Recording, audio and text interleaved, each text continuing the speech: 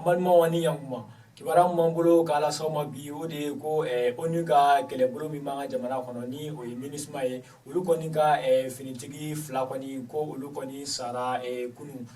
tarata don anga jamana kono na kerengene yala agena ko fanfela la kidal marala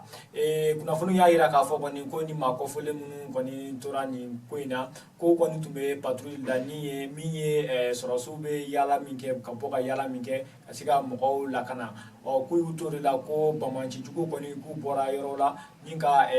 mugujugu chula o de senfe buka mo fla o koni ni to wala wa mo kele fene ko jugina oni ga kele bolo mi ngon ba jamana kono ni o ministre ale ayira ka fo koni ko kamne ulu ye ni me kulu koni sarasu wara o bla kata jona ninga ta ni ko nyenyini ninga sega ma jugine ko labo aninga sega siginu uga mo fla fene shuye o temene wo abu ya mayira la ka fo fene ko médiation internationale ni o ye jekulu ye munu koni blala senga wala sa benga semembe anga jamana nyema ni bemanchi ni yonje o koni o besega blala senga juga mina o koni o mo ya ira ka fo koni ko ameyorom ne san ko benga seben koni ko ni abesega fo ko mo munu koni bega ko ke akana sega nyarabo ko o besega fo ko sema de sema o lute dore o lui bemanchi munu tunye na be fuma ko rebellion munu tunye malfata ko nyeshi malima ni sisa maliye accord signé o nyonje ko o mo ko fele nun koni ko ni aye kulu ka fo koni ko ko kon be kusena benga seben sabatili ka ko kunyene ka fo ko arbi fora ko yoro do kon be kidal ni o ye so ba do e ko utunga ngo bla o ga malfati ko kele no ko mine akamni u ye yoro mine ko koni banye no ko bla arbi wala sa